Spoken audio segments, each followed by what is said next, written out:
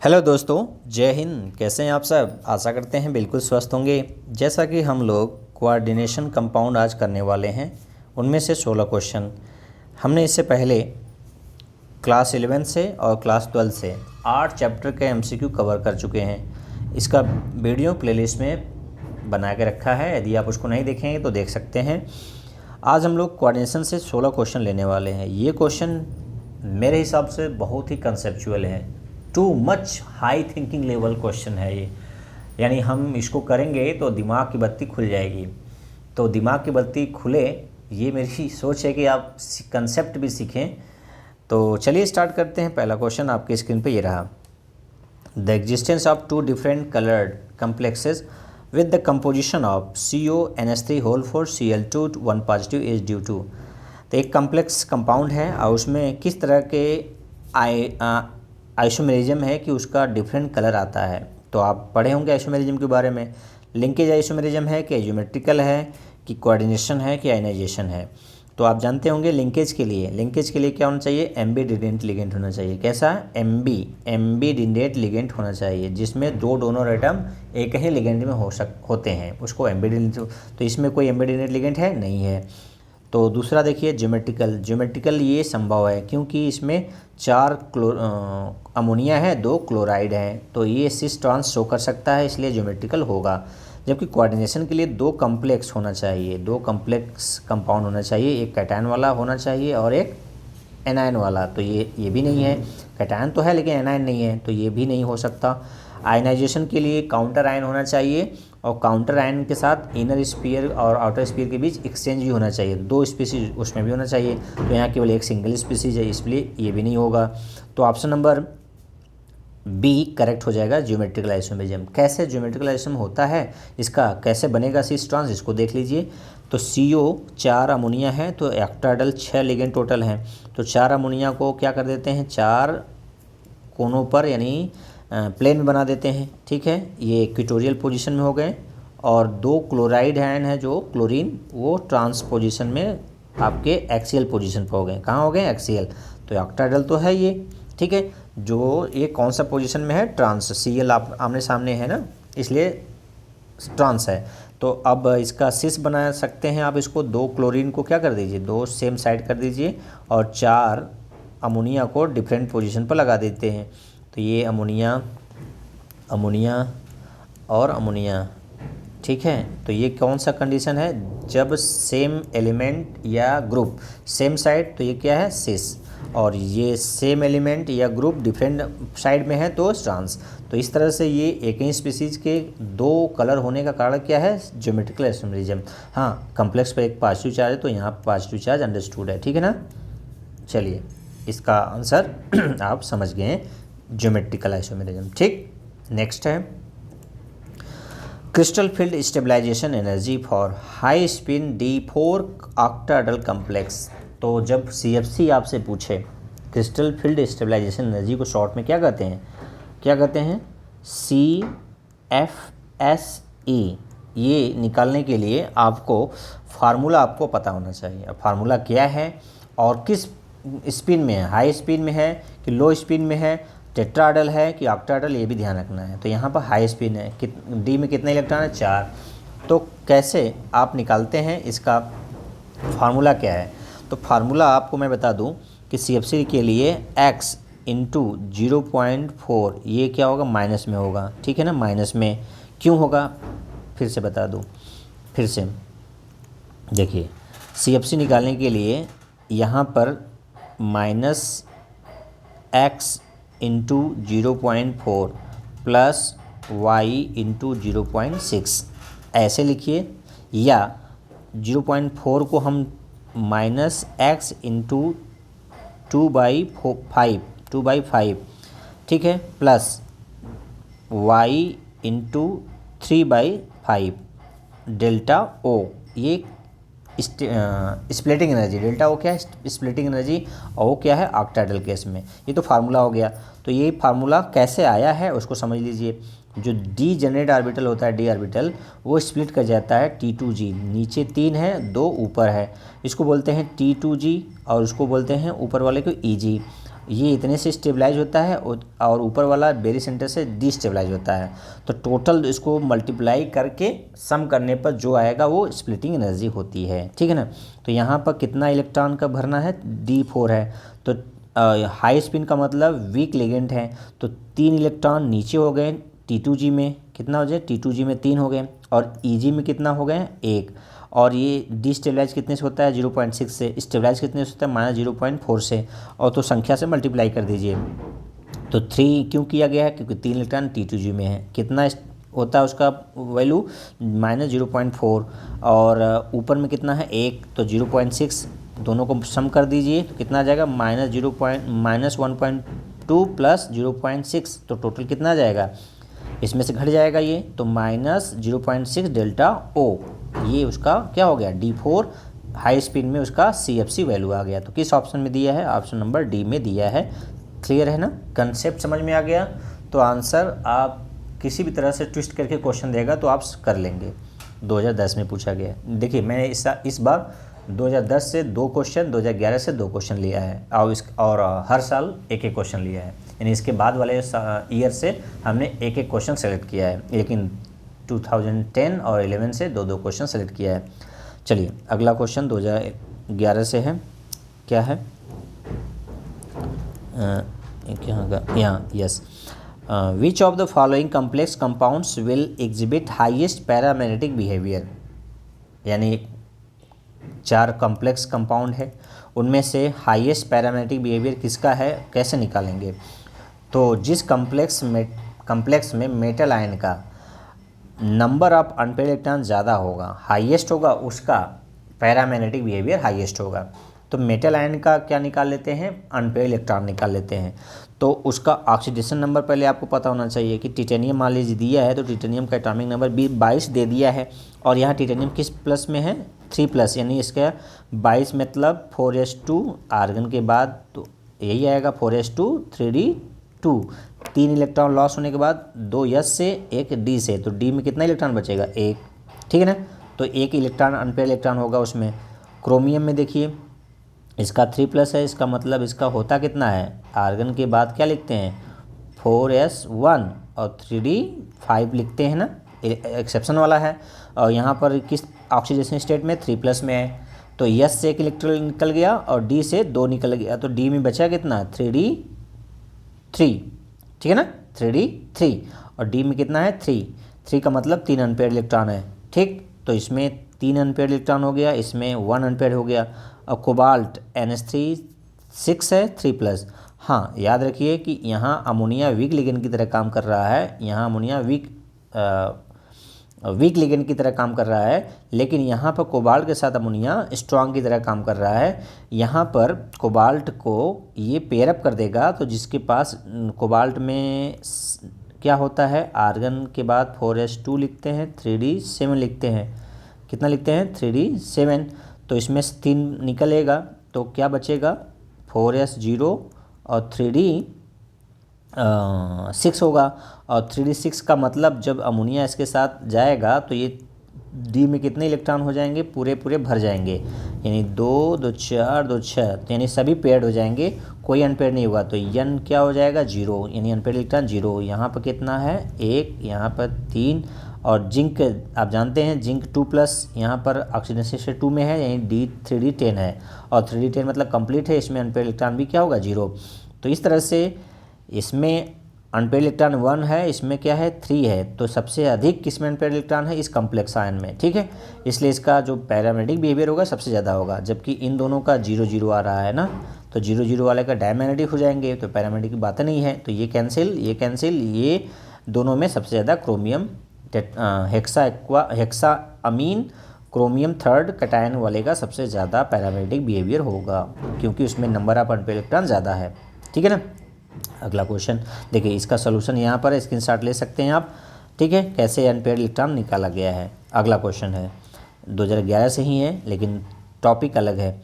The complex PT pyridine ammonia bromine chlorine will have how many geometrical isomers.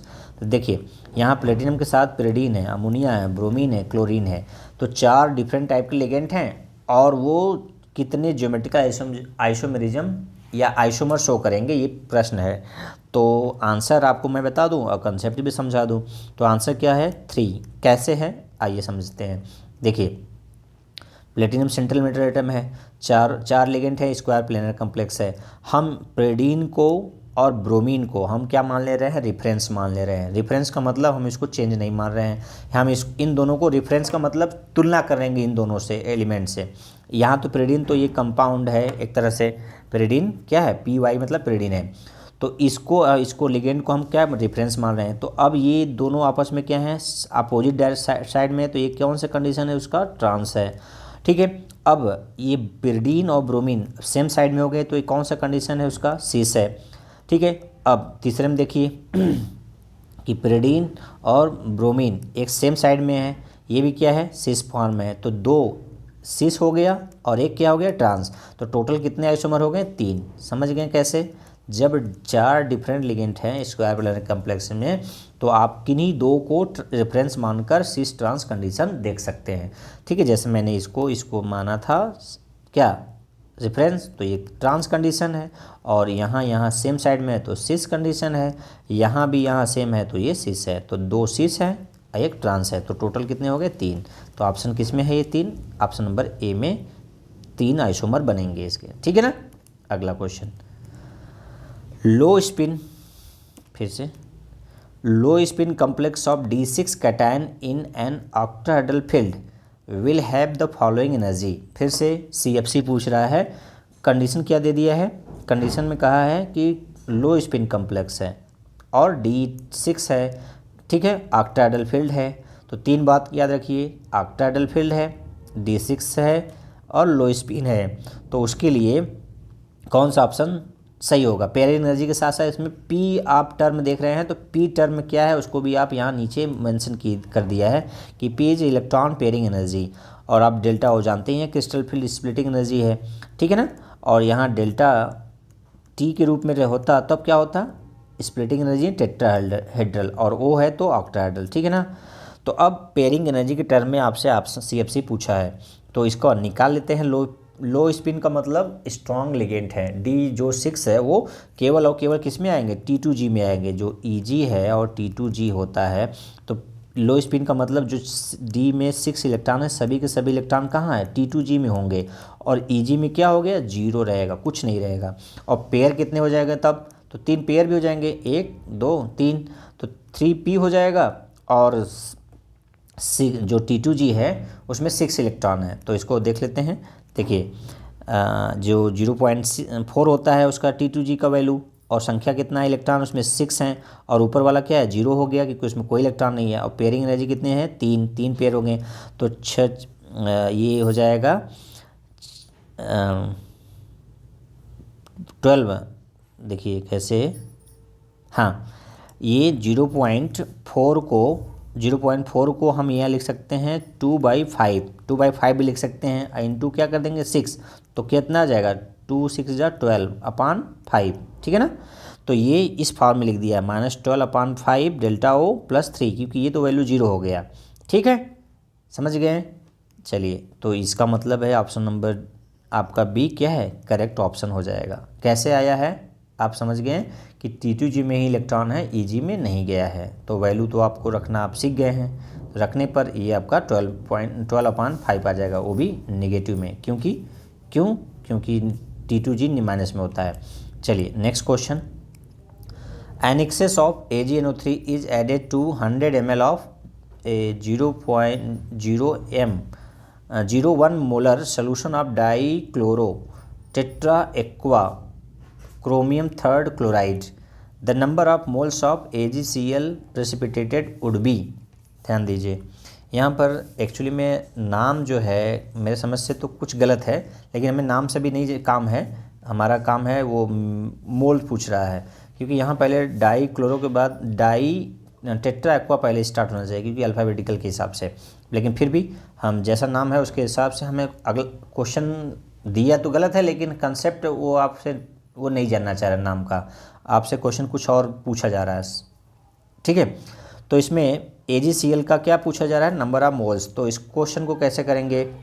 तो पहले आप इस compound का क्या कर लीजिए, नाम लिख लेते हैं। ठीक है, नाम क्या हो जाएगा, टेट्राक्वा डाइक्लोरो क्रोमियम थर्ड क्लोराइड। उसमें AgNO3 डालेंगे तो जो काउंटर आयन है क्लोराइड वो प्रेसिपिटेट हो जाएगा, AgCl के रूप में निकल आएगा, क्योंकि ये आयनाइज हो जाता है। अब जो AgCl का मोल्स कैसे निकलेगा, तो पूरे सोल्यूशन का पहले आप क्या निकाल लीजिए, मिलीमोल्स निकाल लीजिए। मिलीमोल्स निकालने के लिए जो वॉल्यूम होता है और जो मोलरिटी होती है सोल्यूशन को, उसको मल्टीप्लाई कर दीजिए। तो जो AgCl बना है वो उतना ही मोल बनेगा उतना ही मोलरिटी का होगा जितना कि ये कम्प्लेक्स था। ये कम्प्लेक्स मोलरिटी का दिया है ना 100 ml 0.01 मोलर सोल्यूशन आप, तो जितना सोल्यूशन की मोलरिटी थी, क्योंकि उसमें Cl है तो उतना ही मोल क्या होगा, Cl यहाँ से जनरेट होगा, उतना ही मोल क्या होगा, AgCl बनेगा सोल्यूशन में। तो सोल्यूशन का क्या निकाल लेते हैं, मिलीमोल। मिलीमोल निकालने के लिए वॉल्यूम इंटू मोलरिटी, तो मल्टीप्लाई कर देंगे तो 1 मिलीमोल आ जाएगा। और मिलीमोल को 1000 से डिवाइड कर देंगे तो मोल में आ जाएगा। मोल में आ जाएगा तो वही आपसे पूछ रहा है, तो कितना आ जाएगा, 0.001 मोल आ गया, क्या उसके AgCl के मोल आ गया। देखिए क्वेश्चन बहुत ही ट्विस्टेड है, बहुत ही ज़्यादा ट्विस्ट है। इस चैप्टर से बहुत ही हाई थिंकिंग लेवल क्वेश्चन पूछे जाते हैं। जो कॉन्सेप्ट जिसके पास रहेगा वही सोल्यूशन कर पाएगा, अन्यथा मेमोरी बेस्ड क्वेश्चन इससे दूर रहेंगे आप, नहीं पूछे जाते हैं। अगला क्वेश्चन है, among the following complexes the one which shows zero crystal field stabilization energy. फिर से CFC पूछ रहा है किसके लिए, कि सबसे zero crystal field stabilization energy किस कॉम्प्लेक्स का है, कैसे निकालेंगे। तो ऑप्शन क्या है, ऑप्शन नंबर बी है सही। कैसे सही है उसको आप चेक कर लीजिए, क्योंकि चारों को बताने में बड़ा टाइम लगेगा। तो टाइम के बचाने के लिए मैं आंसर को जस्टिफाई कर दे रहा हूँ, तो आप समझ जाएंगे। चलिए जस्टिफिकेशन कैसे करते हैं उसको देखिए। कि देखिए इस कॉम्प्लेक्स में जो वाटर है वो वीक लिगेंड फील्ड है, यानी वीक लिगेंड है। तो वीक लिगेंड में क्या होता है, जो स्प्लिटिंग एनर्जी होती है वो पेयरिंग एनर्जी से कम होती है। ठीक है, अब CFC निकालने का फार्मूला आपको एक बार नहीं, 2 बार नहीं, 3 बार पढ़ना है, ताकि आप मिस न करें किसी भी जगह दशा में। तो ये T2G और EG का क्या होता है, सम होता है। T2G का कितना वैल्यू होता है, -0.4। एक्स क्या है, नंबर ऑफ इलेक्ट्रॉन T2G में है, और EG में 0.6 इंटू वाई डेल्टा O। अब क्या करना है, जो आयरन है यहाँ पर किस स्टेट में, +3 में। +3 का मतलब आयरन का कितना होता है, 4s2, लास्ट वाला मैं लिख रहा हूँ, और 3d6। 4s से 2 इलेक्ट्रॉन निकल गया, एक D से निकल गया, तो D में कितने बचे हैं, 5 इलेक्ट्रॉन। और वाटर है वीक लिगेंड, तो D में 5 इलेक्ट्रॉन अनपेयर्ड है। ठीक है, और ये जब स्प्लिटिंग होगा तो T2G में कितना आ जाएंगे, T2G में आ जाएंगे 3, 1 2 3। EG में कितना जाएगा, 2, EG में 2, और 3 T2G में 2 EG में। जब ये ऐसी स्थिति होती है तो क्या होता है, कैंसिल आउट हो जाता है ना। कैसे हो जाता है, फार्मूला पर रख के देख लीजिए कि -0.4 इंटू 3 और +0.6 इंटू 2, तो ये 1.2 आ गया प्लस, और ये आ गया -1.2, तो दोनों क्या बराबर, तो क्या वैल्यू आ गई, 0। ठीक है, तो किसका है, इस कॉम्प्लेक्स का, hexa aqua iron third cation का। तो किस ऑप्शन में है ये, ऑप्शन नंबर बी में। अब इसी तरह से किसी का आप निकाल सकते हैं, ठीक है ना, लेकिन आंसर को हमने जस्टिफाई कर लिया, तो आपको कंसेप्ट समझ में आ गया होगा। चलिए अगला question, the hybridization involved in complex NiCN2- is, atomic number nickel के 28 दिया है। तो मैं आपको बता दूं कि ये क्वेश्चन इतना इम्पॉर्टेंट है कि आपको 12th में लेवल पे मिलेगा, BSc फर्स्ट ईयर में मिलेगा, सेकेंड ईयर में मिलेगा, ठीक है, सेकेंड ईयर में भी मिलेगा, ये थर्ड ईयर में भी मिलेगा, और डिफरेंट एग्जामिनेशन के कंपटीशन में मिलेगा, एंट्रेंस में मिलेगा, तो कई बार मिलेगा। इसलिए आप इस चीज़ को अपने मेमोरी में बैठा लीजिए। कंसेप्ट भी बता देते हैं, लेकिन मेमोरी में बैठा लीजिए कि इसका जो हाइब्रिडाइजेशन होता है वो DsP2 होता है, पहला चीज़ समझ गए। दूसरा, ये डायमैग्नेटिक होता है। क्या होता है, डायमैग्नेटिक होता है। क्यों होता है, कि सभी इलेक्ट्रॉन इसके पेयर्ड अप होते हैं, ठीक है। और तीसरा, ये स्क्वायर प्लेनर ज्योमेट्री रखता है। कैसा, स्क्वायर प्लेनर, ठीक है। तीनों पॉइंट आपसे कभी न कभी किसी न किसी एग्ज़ाम में पूछा जाएगा ज़रूर, ये मैं अनुभव किया हूँ इसलिए बता रहा हूँ। तो अब इसका कंसेप्ट कैसे है इसको देख लेते हैं। वैलेंस बॉन्ड थ्योरी आपने पढ़ा होगा, वीबीटी, कि जो इस कॉम्प्लेक्स में निकल किस स्टेट में है, 2+ में है, यानी यस से दोनों इलेक्ट्रॉन क्या हो गया, रिमूव हो गया, D8 बचा। तो D8 ऐसे लिखेंगे तो जो साइनाइड आएगा तो यस के जो D के जो अनपेयर इलेक्ट्रॉन उसको पेयर कर देगा, तो ये D के इलेक्ट्रॉन 4 जो 8 है वो 4 ऑर्बिटल में भर गए, और D का 1 खाली हो गया, यस का 1 खाली हो गया, P के 2 खाली हो गए। तो 4 लिगेंड है तो 4 चाहिए ऑर्बिटल, तो एक D के यूज हुआ, एक यस के, 2 P के, तो DsP2 हाइब्रिडेशन हो गया, ठीक है। और सभी इलेक्ट्रॉन पेयर फॉर्म में हैं इसलिए डायमैग्नेटिक हो गया। और ये जब DsP2 हाइब्रिडेशन होता है तो जो स्ट्रक्चर होता है वो क्या होता है, स्क्वायर प्लेनर होता है। ये भी आप अपने दिमाग में बैठा लेते हैं, बैठा लीजिए, ठीक है। स्क्वायर प्लेनर समझ गए ना, समझ गए, अच्छी बात। नहीं समझें तो कोई बात नहीं, अपने समझेंगे बहुत ज़्यादा दिन तक याद रखेंगे। अगला question, the correct increasing order of trans effect of the following species is. Trans effect के लिए कौन सा ऑर्डर सही होगा, तो ये मैं बता दूं, ये हायर क्लासेज में ये क्वेश्चन पूछे जाते हैं। तो आप अभी केवल ऑर्डर याद रख लीजिए, ट्रांस इफेक्ट के बारे में आप बाद में कभी पढ़ेंगे, हम आपको समझाएंगे, अभी केवल ऑर्डर बता देते हैं। तो इसका ऑर्डर क्या है कि साइनाइड का ऑर्डर सबसे ज़्यादा होता है, उसके बाद फेनिल आयन का, उसके बाद ब्रोमाइड आयन का, फिर अमोनिया का। तो ये आंसर नंबर बी करेक्ट हो जाएगा। और जो इसका डिटेल लिगेंड का है उनका ये डिटेल, ये जेडली बुक से मैंने इसको स्क्रीनशॉट लिया है, ये डिटेल है, और ये जो ऑप्शन दिया है उसके अनुसार ये है। तो साइनाइड देखिए सबसे हाईएस्ट रखता है प्रायोरिटी, उसके बाद क्या है देखिए फेनिल ग्रुप यहाँ है, फिर क्या है ब्रोमाइड ही यहाँ है, फिर उसके बाद है अमोनिया सबसे लास्ट में है, सबसे लास्ट में H2O। यानी ये भी यूँ कह सकते हैं कि वो जो इलेक्ट्रोकेमिकल सीरीज है कुछ मिलता जुलता है, लेकिन वो ट्रांस से थोड़ा डिफरेंट है, इसलिए उसको मैच नहीं कराएंगे हम, ठीक है ना। ये ट्रांस इफेक्ट के लिए ऑर्डर है। चलिए अगला क्वेश्चन है, और ये क्वेश्चन जो है फिर से हाई थिंकिंग लेवल क्वेश्चन है, बहुत ही ज़्यादा इम्पॉर्टेंट क्वेश्चन है हाई लेवल क्लास के लिए। हालांकि BSc लेवल MSc लेवल तक ये क्वेश्चन पूछे जा सकते हैं, आपके नीट में 2017 में पूछे गए हैं। तो आपकी तैयारी BSc सेकेंड ईयर तक के बच्चों जैसी होगी, तब आपकी तैयारी अच्छी मानी जाएगी। तो उस तरह से क्लास 12th में या 12th के बाद पढ़ाई ऐसा करिए। चलिए अगला क्वेश्चन क्या कह रहा है, correct increasing order for the wavelength of absorption in the visible region for the complexes of cobalt 3 ion is. Cobalt 3 plus के लिए विजिबल रीजन में उनका वेवलेंथ का इंक्रीजिंग ऑर्डर पूछा है। क्या पूछा है, वेवलेंथ का इंक्रीजिंग ऑर्डर किस रेंज में, विजिबल रीजन में। तो क्या ऑप्शन है, ये 3 कॉम्प्लेक्स का डिफरेंट ऑर्डर में दिया है। तो डिफरेंट ऑर्डर में दिया है, तो सबसे सही ऑर्डर आपसे पूछा जा रहा है। तो देखिए जो लिगेंड 3 लिगेंड है ना, वाटर है, इथिलीन डायमीन है और अमोनिया है। तो इनका जो इंक्रीजिंग फील्ड है, स्ट्रेंथ है, उनका ऑर्डर आप जान लीजिए तो आपको पता हो जाएगा। तो जो जितना स्ट्रांग लिगेंड है उसका वेवलेंथ उतना ही क्या होगा, वीक होगा, ठीक है ना। स्ट्रांग लिगेंड का जो वेवलेंथ होगा उतना ही ज़्यादा होगा, नहीं उतना ही कम होगा। फिर से सुन लीजिए, उल्टा है, एनर्जी और वेवलेंथ में क्या होता है, इन्वर्सली प्रोपोर्शनल होता है। तो जो स्ट्रॉन्ग लिगेंड होते हैं उसकी एनर्जी ज़्यादा होती है तो उसका वेवलेंथ कम होगी, और जो वीक लिगेंड होंगे उसका एनर्जी कम होगी तो वेवलेंथ ज़्यादा होंगे, यानी इन्वर्सली प्रोपोर्शनल है। तो इन तीनों में सबसे वीक कौन है, पानी है, उसके बाद अमोनिया है, उसके बाद सबसे स्ट्रॉन्ग क्या है, ईएन है। तो हमें इंक्रीजिंग ऑर्डर में रखना है। इंक्रीजिंग ऑर्डर में तो जो ईएन है, ईएन का सबसे कम ज़्यादा एनर्जी होगा, सबसे कम वेवलेंथ होगा, उसके बाद अमोनिया का, उसके बाद वाटर का, ठीक है ना। कैसे है, कंसेप्ट के साथ इसको देख लीजिए। देखिए जो increasing order of crystal field splitting energy है वो इस क्रम में होता है।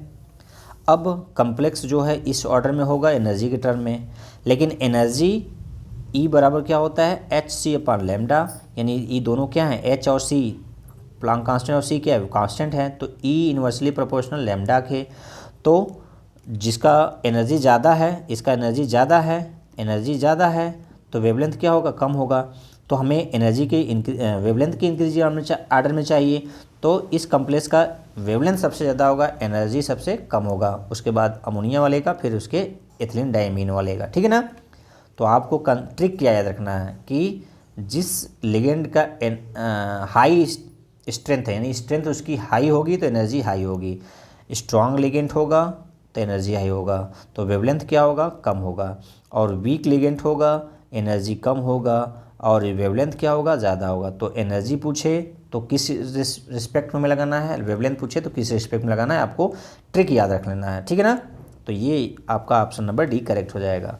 तो ये 11 क्वेश्चन हो गया आपके। 2018 में पूछा गया 12वां क्वेश्चन क्या है, the geometry and magnetic behaviour of the complexes NiCO whole four R। देखिए ये भी इंपॉर्टेंट क्वेश्चन है, NiCN होल फॉर 2 के बाद ये भी साथ साथ कभी कभी पूछ लेता है। तो ये कम्प्लेक्स है और ये कम्प्लेक्स है जो अभी इसके पहले देखे थे, दोनों ही बेहद इंपॉर्टेंट क्वेश्चन हैं, इसलिए इनको आप जहन में अपने माइंड में सेटअप कर लीजिए कि ऐसा पूछे तो तुरंत हमें टिक करना है।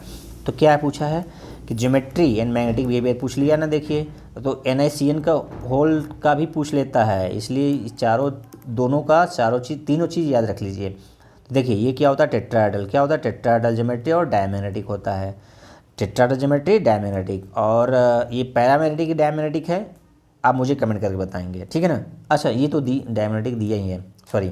हम आपसे दूसरा क्वेश्चन, हाँ इसका मैं पूछना चाहता था, हाइब्रिडाइजेशन, हाँ हाइब्रिडाइजेशन क्या होगा आप मुझे कमेंट करके बताएंगे, ठीक है।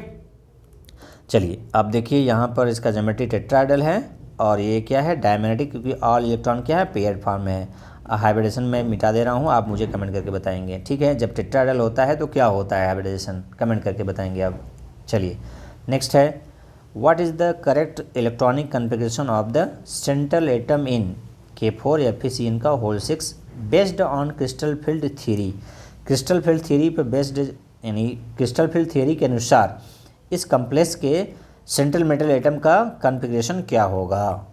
तो आप इस कम्प्लेक्स को बहुत बार देखे होंगे, इसका इलेक्ट्रॉनिक कन्फिगरेशन क्या होगा आप तुरंत जल्दी कमेंट करके बताइए, या थोड़ा देर इंतज़ार करिए तो मैं पहुंच रहा हूं आंसर पर। देखिए यहाँ आयरन किस ऑक्सीडेशन स्टेट में है, Fe यहाँ पर +2 में है, क्योंकि -1 है इंटू 6 है, यहाँ +1 है इंटू 4 है, तो 4 + -6 कितना बच गया, -2 ट्रांसफ़र होगा तो +2 में आ जाएगा, यानी यहाँ पर क्या है, आयरन सेकेंड फॉर्म में है, तो सेकेंड फॉर्म में है, और ये लिगेंड कैसा है, स्ट्रॉन्ग है, तो D6 है, D6 है, और सभी के सभी लिगेंड CN है, तो CN क्या होता है, स्ट्रॉन्ग लिगेंड होता है। स्ट्रॉन्ग लिगेंड में सभी इलेक्ट्रॉन क्या हो जाते हैं, पेयर हो जाते हैं, तो 2 2 4 2 6 2 8 2 10 सभी पेयर हैं। तो ये तो हो गया D6 जब हम स्प्लिटिंग नहीं किए हैं तब। जब हम T2G और EG के टर्म में पूछ रहा है तो T2G में कितने हो जाएंगे, 6 इलेक्ट्रॉन T2G में, EG में कितने हो जाएंगे, 0। क्यों, क्योंकि ये स्ट्रॉन्ग लिगेंड होने का सभी इलेक्ट्रॉन T2G में भर जाएंगे, तो ऑप्शन नंबर सी क्या हो जाएगा, करेक्ट हो जाएगा, ठीक है ना। क्यों, क्योंकि CN के स्ट्रॉन्ग लिगेंड है, और D6 है, D6 में सभी इलेक्ट्रॉन सभी T2G में जाएंगे, ठीक है। यदि पेयरिंग एनर्जी के टर्म में होता तो यहाँ पर कितना P लिखते हैं आप मुझे कमेंट करके बताएंगे। यहाँ पेयरिंग के टर्म में यदि जोड़ता तो यहाँ पर P कितना लिखते हैं आप, कितना P, 1 2 3 4, ऑप्शन आपके सामने है 1 2 3, तो आप मुझे कमेंट करके बताएंगे कि P कितना लिखते हैं यदि आप P के टर्म में B लिखता तो पेयरिंग एनर्जी के टर्म में। चलिए अगला क्वेश्चन है, Which of the following is the correct order of increasing field strength of ligand to form coordination compound। यहाँ पर क्या पूछ रहा है, correct order increasing field strength के एक ऑर्डर पूछ रहा है। तो आप इसको याद किए होंगे तो अच्छी बात, नहीं किए होंगे तो याद कर लीजिए कि आप जानते हैं साइनाइड सबसे स्ट्रॉन्ग फील्ड लिगेंड वाला है, यानी सबसे ज़्यादा स्ट्रेंथ किसकी होती है, साइनाइड आयन की, ठीक है। और इसके बाद आपको ये 3 दिया है, तो तीनों का ऑर्डर आप याद करिए और इसको बताइए। तो आप जानते हैं कि फ्लोरीन वीक होता है, लेकिन उससे भी वीक थायोसाइनाइड होता है, थायोसाइनाइड, सॉरी यहाँ पर 1 मिनट, साइनाइड, हाँ थायोसाइनाइड क्या होता है, वीक होता है, फ्लोराइड उससे स्ट्रांग होता है, ऑक्जेलेट उससे स्ट्रांग होता है, साइनाइड सबसे स्ट्रांग होता है।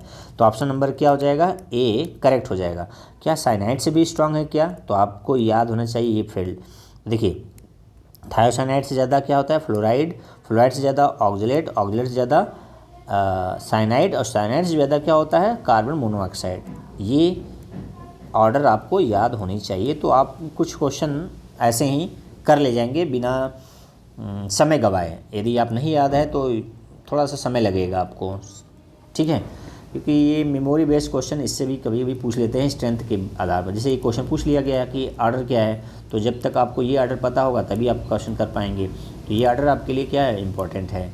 चलिए अगला क्वेश्चन है 15 2021 में पूछा गया है। ये क्या क्वेश्चन है देखिए, मैच लिस्ट 1 विथ लिस्ट 2।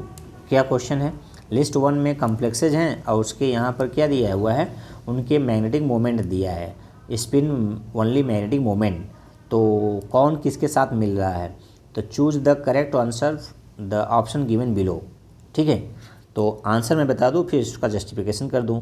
तो आंसर क्या हो जाएगा, चौथा करेक्ट हो जाएगा। अब कैसे करेक्ट होगा, यहाँ पर जो कम्प्लेक्स है सब आयरन के हैं, लेकिन उसका जो लिगेंड है वो डिफरेंट है और डिफरेंट ऑक्सीडेशन स्टेट में है। तो कैसे है निकालेंगे उसको मैं यहाँ पर सीट पर किया हूँ और उसको समझा दे रहा हूँ। तो इस कम्प्लेक्स में देखिए, इसको ब्लैक कर लेते हैं। इस कम्प्लेक्स में आयरन किस स्टेट में है, +3 स्टेट में है। +3 के स्टेट का मतलब डी में कितना बचा, 5, और ये लिगेंड कैसा है, स्ट्रॉन्ग। तो 5 है इलेक्ट्रॉन, तो 5 में भरेंगे नहीं क्योंकि ये पेयर अप हो जाएंगे 2, और एक अनपेयर्ड बचेगा। और यहाँ पर फार्मूला लगाएंगे n √n n+2। तो यहाँ पर जो आएगा 3 1 + 3 1 + 2 3 × 3, मतलब इसका 3 निकालेंगे। इसका देखिए नंबर ऑफ इलेक्ट्रॉन कितना है, 1 का मतलब क्या हो गया, √3 आएगा, तो √3 का वैल्यू 1.73। और जो Fe और H2O6 है इसमें भी +3 है, इसमें भी +3 है, लेकिन यहाँ पर D4 5 है, यहाँ पे D5 है। दोनों केस में अंतर क्या है कि ये CN स्ट्रॉन्ग लिगेंड है, वाटर वीक है। तो यहाँ पाँचों अनपेयर्ड है, तो 5 अनपेयर्ड इलेक्ट्रॉन। तो इसका जो वैल्यू रखेंगे इसमें फार्मूले में वो 35 आ जाएगा।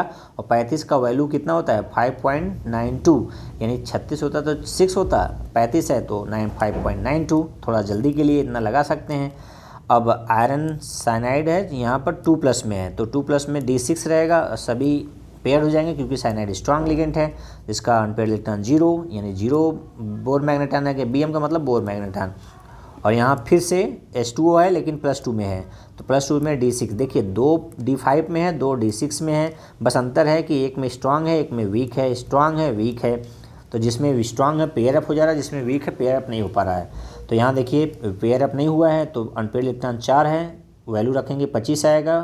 अब 4 24 आएगा, 24 का क्या आएगा, 4.9। तो सब इसको मिलान कर दीजिए कि किसका किसके साथ है। तो देखिए इसका कितना आ रहा था, कितने अनपेयर्ड इलेक्ट्रॉन है, कितने अनपेयर्ड है, 1, तो कितना जाएगा 1.3 वाला किसके साथ है, हाँ चौथे के साथ। तो ए का किसके साथ, चौथे के साथ। और इसका कितने अनपेयर्ड इलेक्ट्रॉन है, 5 इसके साथ, ठीक है। और साइनाइड का 0 और इसका 4.9। तो ऑप्शन किस में हो जाएगा, चौथे में। देखिए ए का 4, बी का 1, सी का 2 और डी का 3, ठीक है ना। तो ऑप्शन नंबर डी करेक्ट है। देखिए मैंने पहले ही बताया कि ये टाइम टेकिंग वाला क्वेश्चन है, क्योंकि हाई थिंकिंग लेवल क्वेश्चन भी है और कंसेप्चुअल भी क्वेश्चन, बहुत इंटरेस्टिंग क्वेश्चन है। चलिए लास्ट क्वेश्चन 2022 का क्या है, the IUPAC name of the complex. 2 एक साथ दे दिया है, कैटायन और एनायनिक कम्प्लेक्स एक साथ दिया है। AgH2O का होल ट्वाइस, Ag साइनाइड का होल ट्वाइस इज। तो देखिए जब 2 कॉम्प्लेक्स एक साथ होते हैं, एक क्या होता है, कैटायन होता है, और दूसरा क्या होता है, एनायन होता है। अब इस पर ये लिगेंड जो है इसका ऑक्सीडेशन नंबर, यानी इसका जो ऑक्सीडेशन नंबर होता है 0 होता है, यानी चार्ज कितना है वाटर पर, 0 होता है। साइनाइड का कितना होता है, -1। संख्या कितनी है, 2। तो जो 2 होगा उसको दोनों में बराबर में बढ़ जाएगा, ठीक है ना। देखिए यहाँ पर टोटल ऑक्सीडेशन नंबर से ही चेक करना है आपको। Ag कितना है, 2 है, तो 2x हो जाएगा। 2x -1 × 2 = 0, x बराबर क्या हो जाएगा, +2/2, कितना आ जाएगा, 1। तो सिल्वर किस स्टेट में है, +1 में रहेगा, ठीक है ना। तो किस में है, तो डाई एक्वा सिल्वर फर्स्ट, पहले कम्प्लेक्स का नाम हो गया। फिर दूसरे डाई साइनाइडो अर्जेंटेड क्यों हुआ, क्योंकि यहाँ पर निगेटिव है तो इसलिए कौन सा लैटिन वर्ड यूज हुआ है, यहाँ पर इंग्लिश वर्ड यूज हुआ है, तो अर्जेंटेड यहाँ पर भी फर्स्ट स्टेट में, ठीक है ना।